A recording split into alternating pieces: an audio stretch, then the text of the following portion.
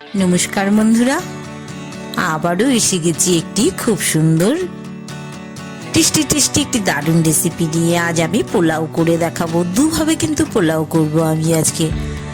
2 cup চাল নিয়ে নিয়েছি, বেশ ভালো করে ধুয়ে অনেকটা সময়ের জন্য 2 ঘন্টার জন্য ভিজিয়ে রেখেছি। কড়াইতে কিন্তু বড় চামচের 2 চামচ ঘি দিয়ে দিলাম।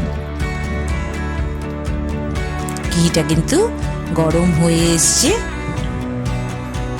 এবার কিন্তু আমি কাজু, আমন্ড, কিশমিশ যা যা আছে আমি সবই কিন্তু একটু চিড়ে নিয়েছি, ছোট বড় সাইজ করে নিয়েছি। সেগুলো একটু ভেজে নিচ্ছি। আমি একটু পেস্তাও আছে, সব রকম বাদাম মিশিয়ে আমি একটু সাথে একটু কিশমিশও নিয়ে নিয়েছি। সব কিন্তু একটু হালকা, গ্যাসের ফ্লেমটা কিন্তু একদম কমিয়ে দিয়েছি, হালকা আছে ভেজে তুলে নেবো আমি। 2 দারচিনি দিয়ে দিলাম। দারচিনির ব্যবহারটা তোমাদের পছন্দ মতন করবে। 5-6টা এলাচ মিশিয়ে দিলাম। সব একসাথে কিন্তু একটু ফ্রাই করে নিচ্ছি। 2 কাঁচা লঙ্কাও দিলাম, কেউ কেউ একটু ঝাল খেতে চায়, তাদের জন্য এটা রেখে দিলাম। এবার কিন্তু ওই যেই চালটা আমি ঘন্টা দুয়ে ভিজিয়ে রেখেছিলাম, সেই ঘিয়ের সাথে চালটা একটু ফ্রাই করে দিচ্ছি।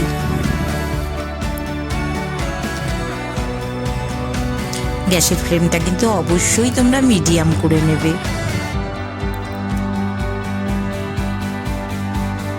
চালটাকে একটু ঘিয়ে ভাজা করে নিচ্ছি।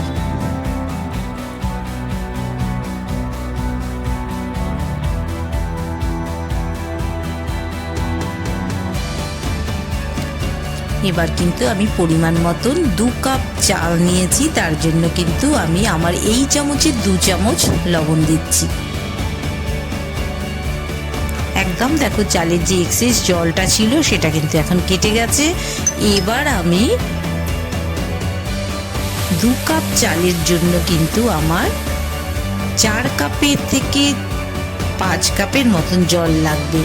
আমি কিন্তু কাপটা যে যার মতন বুঝে নিয়েও, চালের সমান করে একটু বেশি থাকবে, হাফ কড়ের মতন বেশি থাকবে চালের থেকে জলটা। মানে যতটা চাল নেবে তার ডবলের থেকে একটু সামান্য একটু বেশি নেবে। আমি এখানে একটু ইয়েলো ফুড কালার মিশিয়ে দিলাম। একটু সামান্য একটুখানি, যে চামচের মাথায় একটুখানি নিয়ে জলে গুলে নিয়েছিলাম, সেই ফুড কালারটা কিন্তু মিশিয়ে দিলাম। তোমরা কিন্তু বাড়িতে কেশর থাকলে কেশর একটু মিশিয়ে নিতে পারো। আমি কেশরই স্বাভাবিকভাবে মেশাই, আজ নেই বলে আমি একটু ফুড কালার দিলাম। যখন অনেকটাই হয়ে এসছে দেখেই বুঝতে পারছো, তখন আমি 2 কাপ চালের জন্য কিন্তু 6 চামচ চিনি দিলাম। তোমাদের কিন্তু মেজারমেন্টগুলো অবশ্যই ফলো করতে হবে, না হলে কিন্তু পোলাওটা ঝরঝরে কিংবা এত সুন্দর তৈরি করতে পারবে না। তাহলে 2 কাপ চালের জন্য 5 কাপ জল নিলাম, আর চিনি নিলাম 2 কাপ চালের জন্য 6 চামচ চিনি ব্যবহার করলাম, বড় চামচের 6 চামচ। দেখো একদম কিন্তু আমার পোলাওটা ড্রাই হয়ে এসছে, অথচ সুসিদ্ধও হয়েছে।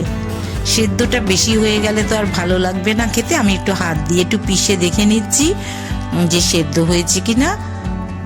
অনেকটাই কিন্তু আমার সেদ্ধটা হয়ে এসছে, আর বেশ সুন্দর কিন্তু ড্রাইও হয়েছে। আমি একটা থালায় নামিয়ে নিয়েছি। দেখো দেখেই তো বোঝা যাচ্ছে। আর এই যে পোলাও, মিষ্টি পোলাও, এটা একটু মাটনের সাথে হলে তো কোনো কথাই নেই, একেবারে মানে জমে যায়। আজ কিন্তু আমি পোলাওয়ের সাথে একটু মাটন করেছি, খেতে কিন্তু অবশ্যই সুস্বাদু হবে।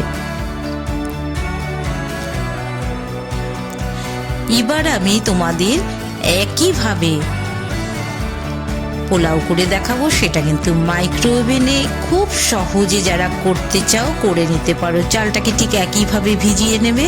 2 কাপ চালের জন্য আমি কিন্তু 4 কাপ জল দিচ্ছি মাইক্রোওভেনে।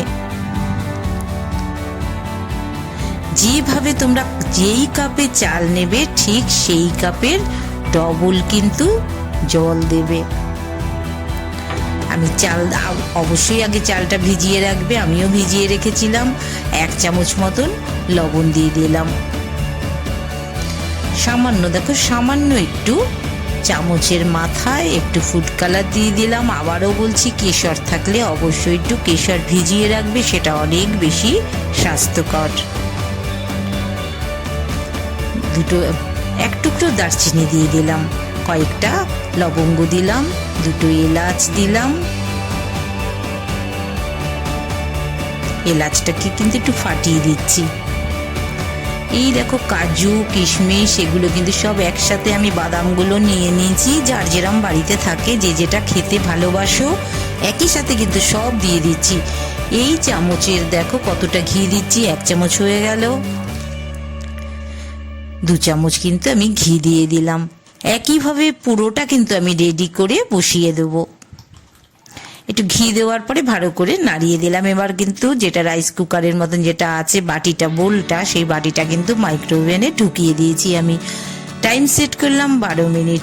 এটা কিন্তু চালের উপর ডিপেন্ড করে, যদি কারোর চালটা একটু পুরনো হয় তাহলে কিন্তু 14 মিনিটও লাগতে পারে। 8 মিনিট পরে কিন্তু আমি দেখো রাইসটা বের করে নিয়েছি। একদম জলটা কিন্তু অনেকটাই টেনে এসছে। এবার বাকিটুকু কিন্তু চিনি দিয়ে দেবো আমি, দেখে নাও। আমি কিন্তু 6 চামচ চিনি দিয়ে দেব।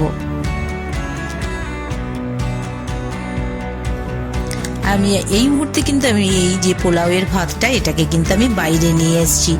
ছোট চামচের 6 চামচ তোমরা এইভাবে চিনি দিয়ে দেবে, দিয়ে কিন্তু ভালো করে কিন্তু নাড়িয়ে নিতে হবে।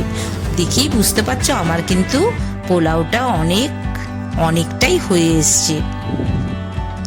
এটা কিন্তু ভীষণ সহজ, বাড়িতে কিন্তু খুব সহজেই করে নেওয়া যায়। একটু ঝাঁকিয়ে নিলাম বাটিতে আমি, চিনিটা অনেকটাই মিশে গেছে। নেক্সট 4 মিনিটের জন্য কিন্তু পোলাওটা ঢুকিয়ে দিয়েছিলাম। কিছুক্ষণ কিন্তু তোমরা ওই হিট অবস্থায় কিন্তু মাইক্রোওভেনের মধ্যে রেখে দেবে, তাহলে যদি কোনো এক্সেস জলও থাকে সেই জলটা কিন্তু টেনে নেবে। সুতাপাস কিচেনের রেসিপি নিশ্চয়ই তোমাদের খুব ভালো লাগছে, তাহলে কিন্তু অবশ্যই চ্যানেলটাকে সাবস্ক্রাইব করে দিও, আর লাইক শেয়ার তো অবশ্যই করবে। এরকম দারুণ দারুণ রেসিপি কিন্তু আমি রোজই তোমাদের জন্য নিয়ে চলে আসি। এরকম ঝুরঝুরে পোলাও খেতে সবারই কিন্তু ভীষণ ভালো লাগে, মাটন হলে তো কোনো কথাই নেই। সবাই ভালো থেকো, আবার দেখা হবে তোমাদের সাথে।